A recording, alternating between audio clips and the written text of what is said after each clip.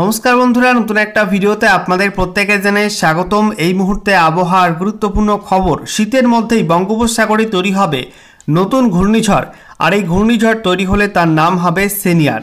ইতিমধ্যে বিভিন্ন আন্তর্জাতিক আবহাওয়া সংস্থার মডেল সেই ইঙ্গিতই কিন্তু দিচ্ছে যে নভেম্বর মাসের শেষের দিকে একটা ঘূর্ণিঝড় নতুন করে তৈরি হবে বঙ্গোপসাগরে এবং ধেয়ে আসবে। এই ঘূর্ণিঝড়ের প্রভাবে বাংলাতেও কিন্তু বৃষ্টিপাত হবে এবং সেই সঙ্গে উপকূলে ঝড় থাকবে।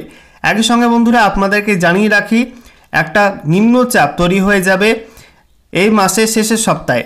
সেই নিম্নচাপে কিন্তু ধাপে ধাপে শক্তি বাড়াবে, শক্তি বাড়িয়ে গভীর নিম্নচাপ হবে, তারপরে অতি গভীর হবে, তারপরে ঘূর্ণিঝড় তৈরির প্রক্রিয়া শুরু হয়ে যাবে এবং ঘূর্ণিঝড় ভয়ঙ্কর রূপে কিন্তু উপকূলে আঘাত হানতে পারে নভেম্বর মাসের শেষ সপ্তাহের একদম শেষের দিকে। তবে ইতিমধ্যে আবহাওয়া দপ্তর জানাচ্ছে দক্ষিণ পশ্চিম বঙ্গোপসাগর সংলগ্ন অঞ্চলে এই মুহূর্তে একটা নিম্নচাপ রয়েছে, যেটা আগামীতে পশ্চিম উত্তর পশ্চিম দিকে সরবে এবং তার প্রভাবে কিন্তু দক্ষিণ ভারতের বিভিন্ন রাজ্যে বৃষ্টিপাত হবে। তবে নতুন করে যে ঘূর্ণিঝড়টা তৈরি হবে তার প্রভাবে কিন্তু পশ্চিমবঙ্গে বৃষ্টিপাত থাকবে নভেম্বরের শেষের দিকে। তো বন্ধুরা, আজকের ভিডিওতে আমরা বিস্তারিত আলোচনা করব এই মুহূর্তে আবহাওয়া দপ্তর কি জানাচ্ছে, কোথায় কি সিস্টেম অবস্থান করছে, একই সঙ্গে আগামীতে বৃষ্টিপাতের সম্ভাবনা কোন কোন অঞ্চলে কেমন কি রয়েছে, এবং এই যে নতুন ঘূর্ণিঝড়ের আশঙ্কা রয়েছে, ঘূর্ণিঝড় সেনিয়ার তৈরি হতে পারে, তার প্রভাবে কেমন কি ঝড় থাকবে, বৃষ্টিপাত কোন কোন অঞ্চলে কেমন কি থাকবে, বাংলায় কবে ঝড় বৃষ্টি হবে, সমস্ত কিছু পরপর জানাবো এই ভিডিওটির মাধ্যমে। তো ভিডিওটি ভালো লাগলে এবং ইনফরমেটিভ বলে মনে হলে অবশ্যই আপনারা ভিডিওটি একটি করে লাইক করে দেবেন, অবশ্যই ভিডিওটি প্রচুর শেয়ার করবেন। সেই সঙ্গে নতুন দর্শক হয়ে থাকলে লেটেস্ট ভিডিওর আপডেট সবার প্রথমে পাওয়ার জন্য চ্যানেলটিকে সাবস্ক্রাইব করে নিয়ে পাশে থাকা বেল আইকনে ক্লিক করে অল নোটিফিকেশন অপশানটিকে অন করে রাখবেন। লেটেস্ট আপডেট আপনারা সবার প্রথমে পেয়ে যাবেন। বন্ধুরা, প্রথমে অনলাইন ওয়েদার সিস্টেম থেকে আমরা দেখে নেব এই ঘূর্ণিঝড়ের সিস্টেমটা, অর্থাৎ ঘূর্ণাবর্ত কবে তৈরি হবে কোন অঞ্চলে, সেটা শক্তি বাড়িয়ে নিম্নচাপ কবে হবে, সেখান থেকে ঘূর্ণিঝড় তৈরির প্রক্রিয়া এবং কোন দিকে যেতে পারে সমস্ত কিছু আপনাদের পরপর দেখাবো। দেখুন বন্ধুরা, এই মুহূর্তে একটা নিম্নচাপ রয়েছে দক্ষিণ পশ্চিম বঙ্গোপসাগর সংলগ্ন শ্রীলঙ্কা উপকূলের কাছে। এটা আগামীতে পশ্চিম উত্তর পশ্চিম দিকে সরে যাবে। তবে এর প্রভাবে কিন্তু আপাতত বৃষ্টিপাত নেই পশ্চিমবঙ্গের জন্য। তবে আমরা দেখতে পাচ্ছি এ মাসের শেষের সপ্তাহে একটা নতুন করে ঘূর্ণাবর্ত তৈরি হবে আন্দামান সাগরের কাছে। আপনাদেরকে দেখিয়ে দেবো, এই যে আপনারা দেখতে পাচ্ছেন আন্দামান সাগর সংলগ্ন অঞ্চলে কিন্তু বায়ুপ্রবাহে পরিবর্তন আসছে এবং এ মাসের শেষ সপ্তাহের শুরুর দিকেই একটা কিন্তু ঘূর্ণাবর্ত এই অঞ্চল থেকে শক্তি বাড়িয়ে আস্তে আস্তে পশ্চিম উত্তর পশ্চিম দিকে এগোবে এবং সেই সঙ্গে আমরা দেখতে পাচ্ছি সিস্টেমটা কিন্তু নিম্নচাপ বা লো প্রেশার এরিয়াতে পরিণত হবে। দেখতে পাচ্ছেন 23শে নভেম্বর রবিবার নাগাদ নিম্নচাপ অঞ্চল তৈরি হয়ে যাবে দক্ষিণ পূর্ব বঙ্গোপসাগর সংলগ্ন আন্দামান সাগরের কাছে। এরপরে সিস্টেমটা আরও কিছুটা পশ্চিম দিকে সরবে এবং শক্তি বৃদ্ধি করবে এবং দক্ষিণ পশ্চিম বঙ্গোপসাগর সংলগ্ন অঞ্চলে অবস্থান করবে 24শে নভেম্বর সোমবার নাগাদ।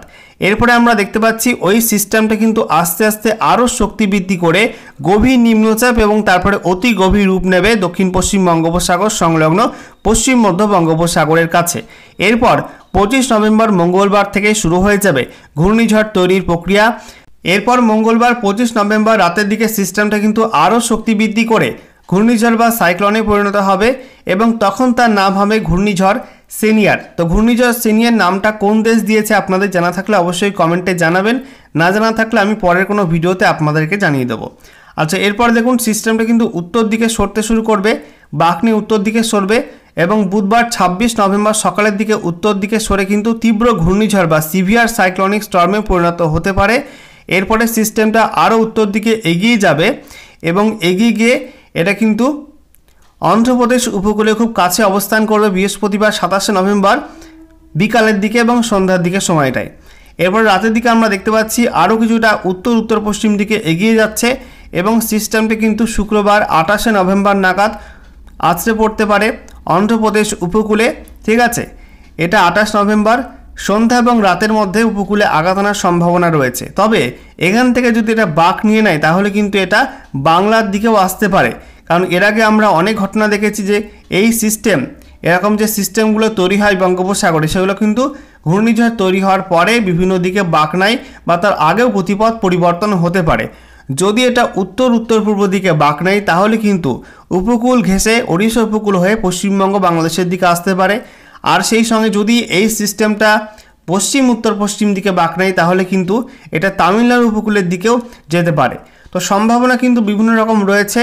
তবে এখনও পর্যন্ত যেহেতু সিস্টেমটা তৈরি হয়নি, তাই বলা যাচ্ছে না যে সরাসরি এটা কোথায় আঘাত করবে। আবহাওয়া দপ্তরে একটা মডেল দেখাচ্ছে, এই মডেল কিন্তু পরবর্তী সময়ে চেঞ্জ হতেও পারে, এর ল্যান্ডফল কিন্তু চেঞ্জ হতে পারে। ঠিক আছে, এরপরে আমরা দেখে নেব আজকে এই মুহূর্তে লেটেস্ট স্যাটেলাইট ইমেজ অর্থাৎ উপগ্রহ চিত্র কি আপডেট দিচ্ছে। এই মুহূর্তে আপনারা দেখতে পাচ্ছেন ভারতের বেশিরভাগ অঞ্চলে কিন্তু আবহাওয়া পরিষ্কার, যেখানে উত্তর পশ্চিম ভারত থেকে শুরু করে উত্তর ভারত, সেই সঙ্গে আমরা দেখতে পাচ্ছি পশ্চিম ভারত, মধ্য ভারত এবং সেই সঙ্গে পূর্ব ভারত জুড়ে কিন্তু আবহাওয়া পরিষ্কার রয়েছে। পশ্চিমবঙ্গের আবহাওয়া আপনারা দেখতে পাচ্ছেন, দক্ষিণবঙ্গ জুড়ে রৌদ্র উজ্জ্বল আবহাওয়া, উত্তরবঙ্গের প্রত্যেক জেলায় কিন্তু রৌদ্র উজ্জ্বল আবহাওয়া রয়েছে। আপনারা কোন জেলা থেকে ভিডিওটা দেখছেন অবশ্যই কমেন্টে জানাবেন এবং সেই সঙ্গে আপনাদের জেলায় শীতের আমেজ কেমন কি রয়েছে অবশ্যই কমেন্টে লিখতে ভুলবেন না। একই সঙ্গে আমরা দেখতে পাচ্ছি উত্তর পূর্ব ভারতে সেখানে কিন্তু আকাশ মোটামুটি পরিষ্কার রয়েছে। একই সঙ্গে ত্রিপুরার ক্ষেত্রেও কিন্তু আমরা দেখতে পাচ্ছি আকাশ পরিষ্কার। বঙ্গোপসাগরের উত্তর সাইডে অর্থাৎ পশ্চিমবঙ্গ এবং সংলগ্ন বাংলাদেশ উপকূলের কাছে আকাশ কিন্তু পরিষ্কার মোটামুটি রয়েছে। ওড়িশা উপকূলে আকাশ পরিষ্কার রয়েছে। তবে এই মুহূর্তে একটা নিম্নচাপ রয়েছে দক্ষিণ পশ্চিম বঙ্গোপসাগরে।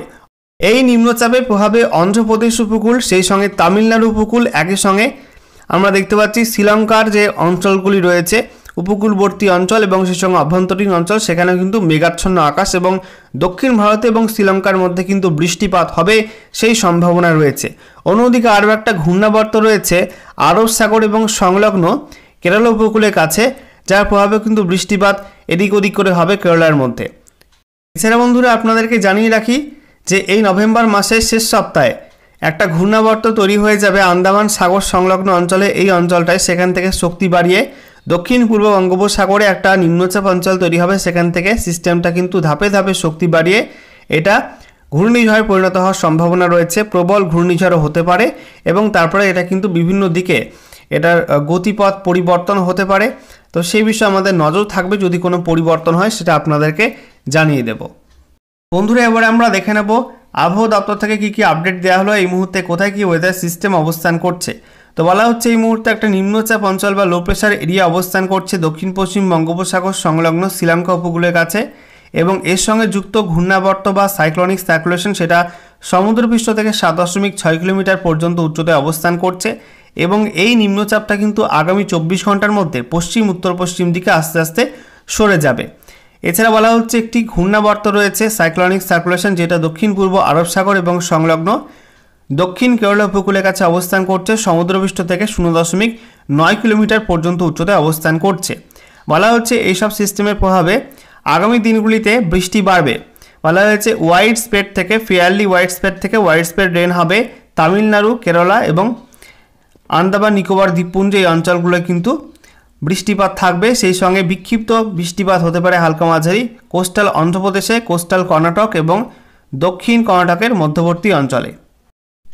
এবারে আমরা দেখে নেব নতুন করে কি কি ওয়েদার ওয়ার্নিং দেওয়া হলো আবহাওয়া দপ্তর থেকে।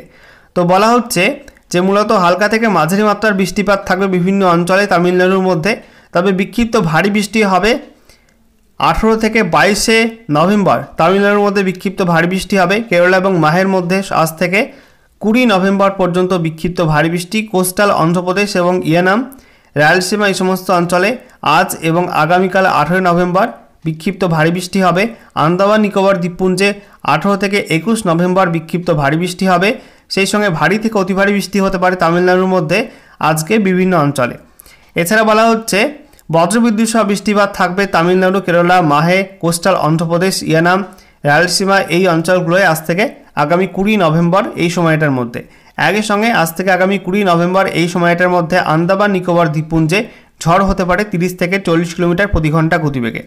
সেই সঙ্গে শীতের যে আপডেটটা দেওয়া হয়েছে, বলা হচ্ছে উত্তর পশ্চিম ভারত, মধ্য ভারত, পূর্ব ভারত, সেই সঙ্গে উত্তর ভারতে আগামী 3 দিনে তাপমাত্রা কিন্তু খুব একটা পরিবর্তন হবে না, অর্থাৎ সর্বনিম্ন তাপমাত্রা খুব একটা পরিবর্তন হবে না, শীত যেটা মাত্রে তেমনই থাকবে।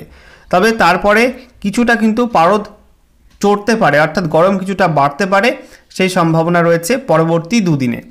এছাড়া আমরা দেখতে পাচ্ছি কোল্ড ওয়েভ থেকে সিভিয়ার কোল্ড ওয়েভ হতে পারে, অর্থাৎ শৈত্যপ্রবাহ থেকে প্রবল শৈত্যপ্রবাহ হতে পারে মধ্যপ্রদেশের কিছু অংশে আজ এবং সেই সঙ্গে 18 এবং 19 নভেম্বর বিক্ষিপ্ত হবে। সেই সঙ্গে বলা হচ্ছে শৈত্যপ্রবাহ চলবে পশ্চিম রাজস্থান, মধ্য মহারাষ্ট্র, সেই সঙ্গে বিদর্ভ এই অঞ্চলগুলোই 17 এবং 18 নভেম্বর। তারপরে বলা হচ্ছে পূর্ব রাজস্থান, ছত্তিশগড়ে আজ থেকে আগামী 19 নভেম্বর এবং ঝাড়খণ্ডে 17 নভেম্বর আজকে শৈত্যপ্রবাহের সম্ভাবনা রয়েছে, বিক্ষিপ্ত হবে এবং বলা হচ্ছে হালকা থেকে মাঝারি মাত্রার কুয়াশা হতে পারে উত্তর পূর্ব ভারতে এই সপ্তাহের মধ্যে এবং সেই সঙ্গে পশ্চিমবঙ্গের উত্তরের জেলাগুলোর মধ্যে কিছু কিছু অংশে কিন্তু কুয়াশার সম্ভাবনা রয়েছে হালকা থেকে মাঝারি ধরনের। আচ্ছা, এবারে আমরা দেখে নেব বৃষ্টিপাতের সম্ভাবনা কোন কোন অঞ্চলে কেমন কি থাকছে এবং বাংলায় কবে বৃষ্টি হবে সেগুলো আপনাদের পরপর দেখাবো। দেখুন বন্ধুরা, আপাতত দক্ষিণ ভারতের বিভিন্ন রাজ্যে বৃষ্টিপাত থাকবে। এরপরে এ মাসের শেষ সপ্তাহে যখন নতুন সিস্টেম তৈরি হবে, ঘূর্ণিঝড়ের সিস্টেম, তখন কিন্তু আন্দামান নিকোবর দ্বীপপুঞ্জ এবং সংলগ্ন অঞ্চলগুলোটি প্রচণ্ড বৃষ্টিপাত থাকবে, সঙ্গে প্রচণ্ড ঝড় থাকবে। একই সঙ্গে আমরা দেখতে পাচ্ছি শনিবার 22 নভেম্বর থেকে অন্ধ্রপ্রদেশ উড়িষ্যা উপকূলে হালকা বৃষ্টিপাত শুরু হয়ে যাবে। সেই সঙ্গে আমরা দেখতে পাচ্ছি 23 নভেম্বর রবিবার থেকে পশ্চিমবঙ্গের উপকূলে আস্তে আস্তে মেঘ ঢোকা শুরু করবে এবং তারপরে 24 নভেম্বর মেঘলা মেঘলা থাকবে কিছুটা উপকূলবর্তী অঞ্চলগুলিতে। তবে ভারী বৃষ্টিপাত হবে, ভারী থেকে অতি ভারী বৃষ্টিপাত হবে দক্ষিণ পশ্চিম বঙ্গোপসাগর সংলগ্ন দক্ষিণ পূর্ব বঙ্গোপসাগর এই অঞ্চলগুলো কিন্তু প্রচণ্ড ভারী বৃষ্টিপাত থাকবে। এরপরে আমরা দেখতে পাচ্ছি মাসের শেষের দিকে ওড়িশা উপকূল এবং সংলগ্ন অঞ্চলে বৃষ্টিপাত শুরু হয়ে যাবে। সেই সঙ্গে বঙ্গোপসাগরের মধ্যে কিন্তু বিভিন্ন অঞ্চলে বৃষ্টিপাত থাকবে এবং পশ্চিমবঙ্গে যে বৃষ্টিটা হবে সেটা মূলত উপকূলবর্তী অঞ্চলে হবে। দেখতে পাচ্ছেন দক্ষিণ 24 পরগনা, উত্তর 24 পরগনা, সেই সঙ্গে পূর্ব মেদিনীপুর, পশ্চিম মেদিনীপুর, এছাড়া কলকাতা, হাওড়া, ঝাড়গ্রাম, পশ্চিম মেদিনীপুর এই জেলাগুলির মধ্যে কিন্তু হালকা বৃষ্টিপাতের সম্ভাবনা রয়েছে বৃহস্পতিবার 27 নভেম্বর।